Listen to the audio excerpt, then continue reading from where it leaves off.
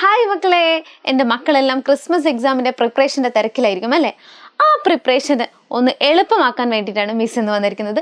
ഒരു പ്രധാനപ്പെട്ട ഭാഗമായിട്ടാണ് മിസ് ഇന്ന് വന്നിട്ടുള്ളത്. വിത്ത് മുളയ്ക്കാൻ മണ്ണ് ആവശ്യമുണ്ടോ? ഇല്ല അല്ലേ? വിത്ത് മുളയ്ക്കാൻ മണ്ണും സൂര്യപ്രകാശവും അത്യാവശ്യമായ ഒരു ഘടകമേ അല്ല. വിത്ത് മുളയ്ക്കണമെങ്കിൽ അനുയോജ്യമായ താപനിലയും വെള്ളവും മാത്രം മതി അല്ലേ? ജലവും അനുയോജ്യമായ താപനിലയും ഉണ്ടെങ്കിൽ വിത്ത് മുളയ്ക്കും. ഓരോ വിത്തിനും ഓരോ സമയമായിരിക്കും. ഒരു വിത്ത് മുളയ്ക്കുന്ന സമയമായിരിക്കില്ല മറ്റൊരു വിത്തിന്. ഒരേ താപനിലയും ആയിരിക്കണമെന്നില്ല. പക്ഷേ വിത്ത് മുളയ്ക്കാൻ ജലവും അനുയോജ്യമായ താപനിലയും ഉണ്ടെങ്കിൽ വിത്ത് മുളയ്ക്കും അല്ലേ? എങ്ങനെയാ വിത്ത് മുളയ്ക്കുക? വിത്ത് മുളയ്ക്കുന്ന ഘട്ടങ്ങളെ പറ്റി നമ്മൾ പഠിച്ചിട്ടില്ലേ? നമ്മളെ ചാപ്റ്ററിൽ നമ്മൾ കൃത്യമായിട്ട് വിത്ത് മുളയ്ക്കുന്ന ഘട്ടങ്ങളെക്കുറിച്ച് നമ്മൾ പഠിച്ചിട്ടുണ്ട്. വിത്ത് മുളയ്ക്കുമ്പോൾ ആദ്യം എന്താണ് പുറത്ത് വരിക? വിത്ത് മുളയ്ക്കുമ്പോൾ ആദ്യം ബീജമൂലമാണ് പുറത്തേക്ക് വരിക. ബീജമൂലം എന്തായി മാറും? ബീജമൂലം വേരായിട്ട് മാറും. അതിനുശേഷം ബീജപത്രവും ബീജശീർഷവും പുറത്തു വരും. ഈ ബീജശീർഷത്തിൽ നിന്നാണ് ഇലയും തണ്ടും ഉണ്ടാകുന്നത്.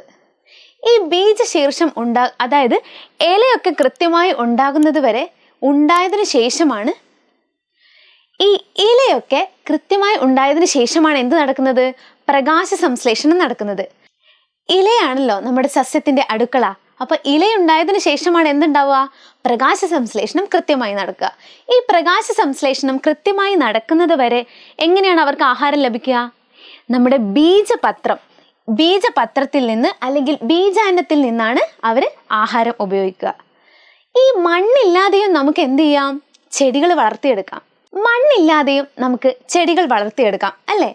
മണ്ണില്ലാതെയും ചെടികൾ വളർത്തിയെടുക്കുന്ന നൂതന രീതിയെ നമുക്ക് എന്ത് വിളിക്കാം? നിങ്ങളൊന്ന് കമന്റ് ചെയ്തേ. ഞാൻ കമന്റ് ബോക്സിൽ ചെക്ക് ചെയ്യൂ കേട്ടോ. ഓക്കെ, മണ്ണില്ലാതെയും ചെടികൾ വളർത്തുന്ന നൂതന രീതിയാണ് ഹൈഡ്രോപോണിക്സ്. അപ്പോൾ മണ്ണില്ലെങ്കിൽ അവർക്ക് പോഷകം എങ്ങനെയാ കിട്ടുക? മണ്ണിൽ നിന്നല്ലേ പോഷകങ്ങളൊക്കെ ഇങ്ങനെ വലിച്ചെടുക്കുക. അപ്പം മണ്ണില്ലെങ്കിൽ പോഷകങ്ങൾ എങ്ങനെ കിട്ടും ഈ ഹൈഡ്രോപോണിക്സിൽ? അവർക്ക് മണ്ണില്ലെങ്കിലും ലായനികളിൽ പോഷകാംശങ്ങളൊക്കെ കൊടുക്കും. ജലത്തിലൂടെ അവർക്ക് പോഷകങ്ങളൊക്കെ എത്തും. അങ്ങനെയാണ് ഈ ഹൈഡ്രോപോണിക്സ് രീതി. അപ്പോൾ മിസ്സി പറഞ്ഞ ഭാഗങ്ങളൊക്കെ എൻ്റെ മക്കൾ കൃത്യമായിട്ട് റിവൈസ് ചെയ്യണം. അപ്പോൾ അടുത്ത ഒരു ഇമ്പോർട്ടൻറ്റ് ഭാഗമായിട്ട് നെക്സ്റ്റ് ടൈം വരുന്നത് വരേക്കും ബൈ.